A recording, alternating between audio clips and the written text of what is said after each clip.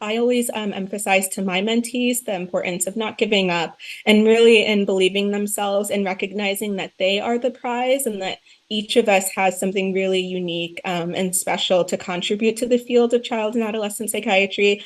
So I really hope that each person that's interested in child and adolescent psychiatry, especially medical students, really stick through the journey and recognize that they will have something really impactful and personal to share with their future patients. So I'd also encourage all medical students to really get involved in ACAP through conferences or through some of the online events that they have, and really try to network and find someone that can be a trusted and supportive mentor for them throughout the process.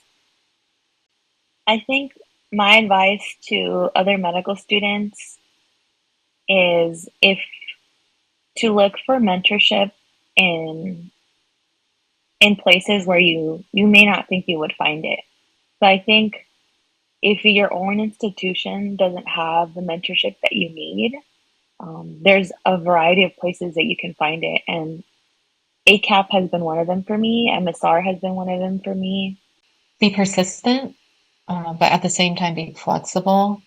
We never quite know when is the right time to like say yes or no to an opportunity, or it might be like not the right opportunity and we don't know whether or not to accept it. And I think just giving us ourselves like the grace to know like it's okay if we feel like it's not the right time or feel like it's not quite the right fit, to just like make decision either way, take it or leave it, and it's all gonna be okay. Don't be afraid to get involved, even if you feel like the one who has the least experience and the least amount of training. That's okay. That's how most of us start out. Don't be afraid to volunteer and get your hands dirty, do a little bit of work, and start planning some events because your enthusiasm and your involvement is so valuable to the MSR committee and to ACAP. And your dedication and commitment to being engaged will only help you move forward and be recognized. So keep showing up, plan and be involved in events, and you won't regret it.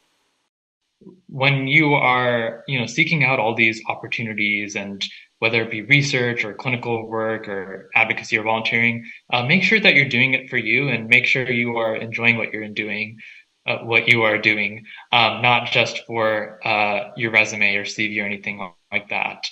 Because yes, it will be important for your professional development, but foremost, it should be important for your personal development and who you are as a person. Have grace, take care of yourself, and that you always check in with like your mission and your motives as to why you want to go down a path, and prioritize your relationships, like your loved ones. If there's people you love in your life, make sure you prioritize that, because the reality is